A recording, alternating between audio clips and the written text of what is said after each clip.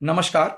मैं डॉक्टर अमरेंद्र पांडे, सचिव Indian medical association Jabalpur, honorary secretary Indian medical association Jabalpur शाखा। आज मैं आपके समक्ष आयुष्मान भारत के विषय में बात करने के लिए आया हूं। हमारे इंडियन मेडिकल एसोसिएशन जबलपुर एवं स्टेट ब्रांच ने माननीय तनखा साहब के पास और माननीय कमलनाथ साहब जो हमारे चीफ मिनिस्टर हैं उनके पास अपना रिप्रेजेंटेशन दिया है।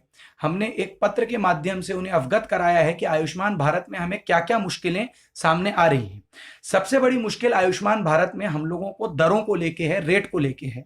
जो जैसे मैं उदाहरण के तौर पे बताना चाहूंगा, जो सिजेरियन सेक्शन मतलब बच्चे पैदा करने का जो ऑपरेशन होता है, सिजेरियन का ऑपरेशन, जिसके लिए पहले हमको स्टेट गवर्नमेंट, राज्य सरकार 30,000 रुपए के लगभग देती थी, जिसके लिए बड़े स्टेट्स में 50-60 हजार रुपए तक मिलता है, उसके लिए आयुष्मान भारत में हमें मात्र 9,000 रुपए मिल रहा है। जब हम सरकार से पूछ रहे हैं कि यदि ये मरीज सीरियस हो जाए, यदि जच्चा या बच्चा किसी की भी जान को खतरा आ जाए, तो हम हमारे वेंटिलेटर का, आईसीयू का खर्चा कौन देगा? इस पे सरकार बोल रही है हमारी जिम्मेवारी नहीं, आप खुद संभालिए। इसके अलावा 60 से 70 गंभीर बीमारियों को इन्होंने प्राइवेट हॉस्पिटल्स के दायरे के बाहर रखा है।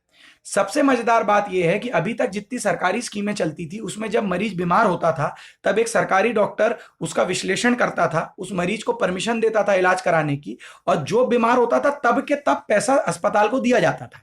अभी आयुष्मान भारत में प्राइवेट इंश्योरेंस कंपनियों को 5,000 करोड़ एक बार में दे दिया गया है।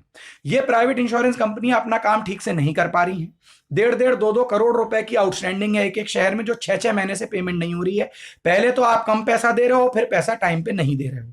इंश्योरेंस कंपनी जो एक बार में 5,000 करोड़ रुपए कुंडली मार चुकी है, आपको लगता है क्या वो पैसा वो गरीब जनता के लिए खर्च करेगी?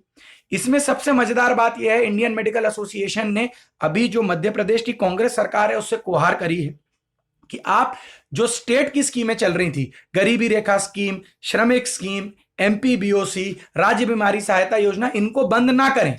मगर अभी हमें नोटिस मिला है सारे अस्पतालों को कि सारी स्कीमों को बंद करके सिर्फ एक आयुष्मान भारत को जिंदा रखा जाएगा।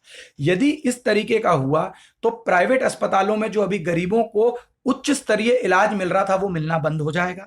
ये स्कीम को रीवैल्यूएट करने की, इसके बारे में फिर से सोचने की बहुत ज्यादा जरूरत है। इन रेटों पे काम नहीं किया जा सकता।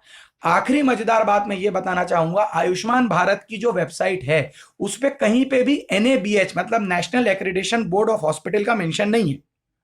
एनएबीएच क्या है? एनएबीएच एक तरीके के अस्पताल को 5 स्टार बनाने का सर्टिफिकेशन है। यह बिल्कुल जरूरी सर्टिफिकेशन नहीं है, वॉलेंट्री है, मतलब मेरी इच्छा हो तो मैं लूं, मेरी इच्छा हो तो मैं ना लूं। बट मध्य प्रदेश की राज्य सरकार ने इसको आयुष्मान भारत के लिए कंपलसरी बना दिया है।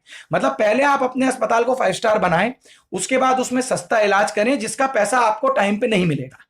आईएमए इसका पुरजोर विरोध कर रहा है। यदि इस तरीके से आयुष्मान भारत को चलाया गया तो ये 110% फेल हो जाए। जो पेंडिंग अमाउंट है उसके लिए सारे अस्पताल बार बार हमारे सीएचएमओ साहब को बार बार सरकार को बता चुके हैं। आपको मालूम है कि ज्यादा बात करो तो डॉक्टर आजकल सबसे इजी सॉफ्ट टारगेट होता है, और हमें हर बार बोला जाता है अगले हफ्ते पेमेंट हो जाएगी, और वो पेमेंट टाइमली कभी नहीं होती है। कंप्लेंट सारे तरीकों से हम आईएमए के तरफ से लिखित में दे चुके हैं। हमारा कहना यह है कि आयुष्मान भारत को थोपा ना जाए सबके ऊपर। भाई अच्छी स्कीम है तो आप चलने दीजिए, अपने आप चलेगी। आप बाकी सब स्कीम बंद करके सिर्फ एक स्कीम को जिंदा रख रहे हैं क्योंकि भैया आप चाहते हैं कि एक आदमी प्रमोट हो, ऐसा ठीक नहीं है। आप जो स्कीमें राज्य सरकार की 1998 से चली आ रही थी उनको क्यों बंद करना चाह रहे हैं? और हमारी बड़ी उम्मीदें हैं जो नई सरकार आई है उससे। भाई प्रदेश की जनता परेशान थी, खुश नहीं थी, तभी तो नई सरकार लाई। तो अगर वो नई सरकार जो स्कीमें सरकारी स्टेट लेवल पे चल रही उनको बंद करके सिर्फ आयुष्मान भारत ला देगी तो हम क्या समझे फिर? न्यूज विजन में आपका स्वागत है। न्यूज विजन को सब्सक्राइब करें और बेल आइकन को क्लिक करें।